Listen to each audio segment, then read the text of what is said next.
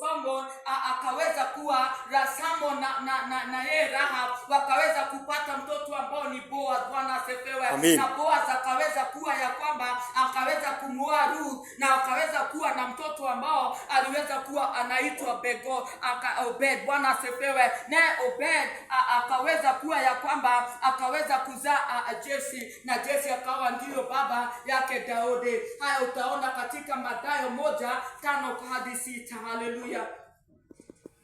Na kwa hivyo siku ya leo nimekuja kukutangazia, sijui ni kazi gani mbaya unayofanya sasa au umefanya huko nyuma. Bwana asifiwe. Mimi sitaki kujua hayo yote. Kuna mambo mabaya ulifanya nyuma, kuna mambo mabaya ambayo unafanya sasa. Mimi sijui ni kazi gani. Sio lazima uiruhusu ikuzuie maishani. Bwana asifiwe.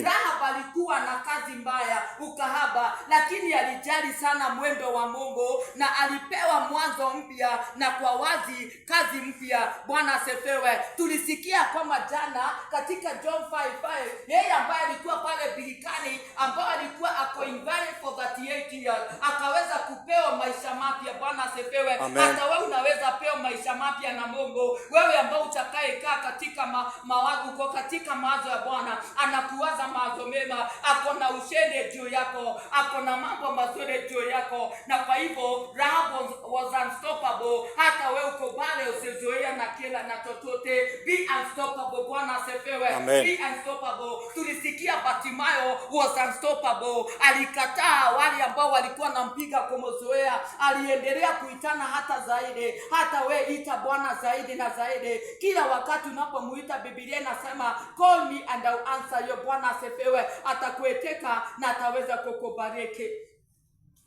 Na kwa hivyo you can stop that bad job, or if unaweza kuacha kazi hiyo mbaya au biashara mbaya na kuanza maisha mapya. Bwana asifiwe. Kwa sababu Ibrania Hebrews 11:31-37 her name is mentioned as one of the Bible character who live by faith. Rahab amementioniwa ya kwamba aliishi maisha ya imani. Bwana asifiwe. Maana Biblia inasema by faith Rahab the harlot perished not with them that were disobedient, having received the spies with peace. Na kwa hivyo yeye hakuhesabiwa na wale walikuwa disobedient. Yeye aliweza kufanya na kasikia kama hii ndio ninayestahili kufanya na akaweza kuifanya. Bwana asifiwe. So niko hapa kukutangazia you can be unstoppable. Bwana asifiwe. You can be unstoppable. You can do what God wants you to do. Mwingine ambao tutasema juu yake tatu ni Ruth. Ruth alikuwa mjane ambao hakuruhusu ujane umzuie maishani. Bwana asifiwe. Kwa sababu ya imani yake kwa Mungu aliacha sanamu za nchi yake. Ni kwa sababu Ruth alikuwa ni Moabite, alikuwa ametoka Moab, pale ambapo tunajua ya kwamba Naomi na mume wake na watoto wawili walipoenda Moabite wakatoka Jerusalem Bethlehem, ni kwa sababu kulikuwa na ukame na wakaweza kutoka pale wakaenda Moab. Na kwa kweli ikawa ya kwamba Naomi alipojua, si kwamba hiyo siku hakukuwa na simu, hiyo siku hakukuwa na communication, lakini Naomi maana alikuwa ni muombaji. Na maana ukiwa muombaji na uko katika uwepo wa Bwana, lazima Mungu atakuzungumzia. Utasikia kwamba something is good. Akasikia Naomi ya kwamba kuna kitu kizuri pale Bethlehem, akaweza kujua nitarejea. Bwana asifiwe. Na ninaporejea akaweza kuambia wasichana wake wawili, her daughter-in-law, akaweza kuambia kwamba wakarejea kwa watu wao, lakini Ruth akakataa. Bwana asifiwe. Na kwa hivyo na kujitoa yeye, Ruth akajitolea kwa Mungu na watu wa agano la Israeli. Haleluya. Utaona katika kitabu cha Ruth 1:14-17. Bwana asifiwe. Ni kwa sababu aliwaambia wakarode, akawaambia warode, lakini yeye Ruth alikataa. Lakini Orfa akaweza kuboso mama yake na akaweza kurejea kwa watu wao. Lakini Ruth said, entreat me not to leave you or to turn back from following you after you, for whatever you go I will go. Bwana asifiwe. Wherever you road I will road, your people shall be my people. Akasema na Mungu wako atakuwa Mungu wangu. Yeye ambaye alikuwa na miungu za sanamu za baba yao huko, akasema anataka Mungu wa Naomi. Ni maana alijua kuna kitu kizuri. Hebu angalia, ona hayo.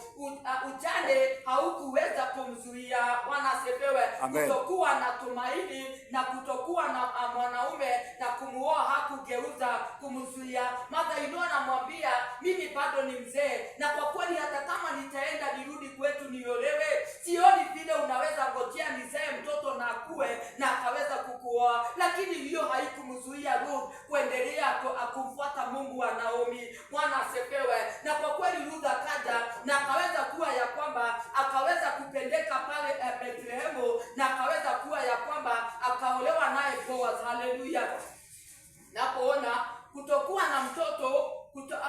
na mtoto kwa ndoa yake ya awali hakungeweza kumzuia. Bwana asifiwe. Na mama mkwe wake hakuweza hata kumzuia asiende naye, akiacha nchi ya ibada ya sanamu ili kumtumikia Mungu wa Israeli. Ruth akajua, mimi nataka kumtumikia Mungu wa Israeli. Hebu tumikia Mungu wako uone vile Mungu atakufanyia. Bwana asifiwe. Hebu tafuta huyu Mungu kwa bidii, na kwa kweli tunaona vile Mungu atakutendea. Ni maana katika Wafilipi 3 tunaona kwamba 13 kuendelea, Paulo anasema kwamba kitu chochote yeye hufanya ati kwamba haangalii nyuma, yeye anaangalia mbele, maana kuna kile kimewekwa mbele yake. Kuna kile ambapo Yesu ameshika kwa sababu yako. Kuna kile Yesu ameshika kwa sababu ya watoto wako. Usikate tamaa. Bwana asifiwe. Ni kweli watoto wanaweza kuwa ya kwamba rebellious. Ni kweli watoto wanaweza kuwa ni wakunywaji na ni wakunywaji pombe na sigara, lakini usikiva wewe kama mzazi. Wewe enda kwa magoti yako, enda uwaombee, ongea na Mungu baba yako. Bwana asifiwe. Ruth anawacha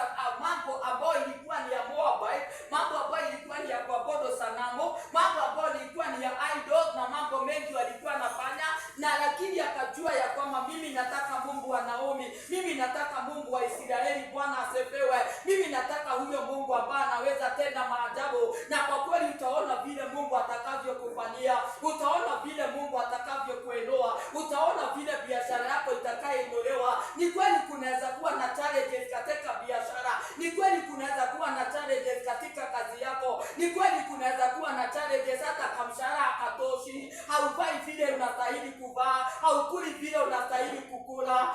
Bwana asifiwe. Kama ni kupanda gari kwa sababu kamshahara ni kadogo, unatafuta gari ya shilingi 20 wakati wengine wanalipa 50, na pengine unatukana na makanga kwa sababu hauna pesa ya kutosha. Bwana asifiwe. Ni maana wewe ubaki nyuma kidogo, ukiuliza makanga niko na 30 ninaweza ingia, unambembeleza. Lakini ukifuata huyo Mungu wa Israeli, mambo yako yataondolewa. Bwana asifiwe. Hadithi yako itaweza kugeuzwa. He's rewriting your story again. Bwana asifiwe. Lakini anataka uweze kumtegemea, anataka uweze kumkaribia zaidi. Usikubali chochote kikuzuie. Imagine Yusufu hakubembeleza ndugu zake ya kwamba mbona mnanifanya hivi, mimi sitafanya vile na vile. Haleluya. Yeye alisema ya kwamba alisimama na Mungu wake. Bwana asifiwe. Alisimama na Mungu wake. Rahab amesimama na Mungu wake. Je, wewe simama na Mungu wako, Mungu wa Israeli, na utaona vile Mungu atakavyokutendea. Ruth hakujua Mungu alikuwa amemtakia nini huko Bethlehemu. Bwana asifiwe. Lakini aliazimia kuendelea mbele na Mungu bila kujua yeye na mama mkwe wake Mungu alikuwa amemwandalia mume mwingine kwa ajili yake. Bwana asifiwe. Na kwa hivyo imani na udhabiti wa Ruth ulimleta katika ukoo wa Yesu. Bwana asifiwe. Haleluya. Yeye ni mmoja wa wanawake wachache waliofanya hivi zaidi ya si Myahudi. Hakuwa Myahudi, lakini akaweza kuwa katika lineage yake Yesu Kristo. Bwana asifiwe. So ni wakati wa kujua kuna kusudi. Wacha niishi kusudi la Mungu, wacha niishi kusudi la Bwana, wacha nitafute Mungu zaidi, mtafute Mungu siku na mchana. Wewe haleluya, na utaona vile Mungu atakavyokutendea. Maana yeye ni Mungu mwaminifu. Yesu akazaliwa katika kabila ya Yuda. Bwana asifiwe. Amen. Tambua chochote au yoyote anayetaka kukuzuia au anaweza kukuzuia kutimiza kusudi la Mungu kwa maisha yako na kulikataa. Bwana asifiwe. Yoyote ambaye anajaribu kukuzuia ni wakati wa kumweka kando. Bwana asifiwe. Hata Yesu alikuwa na wanafunzi 12, lakini alikuwa naenda na 4. Haleluya. Si kwamba wengine walikuwa wabaya, lakini kuna wale ambao walijua hao ndio watakayetembea nao. Ni wakati kujua huyu katika safari yangu ya wokovu, huyu sitatembea naye, ni maana huyu hana imani. Bwana asifiwe. Huyu hana imani, wacha nitembee na yeye ambapo na imani, kama sina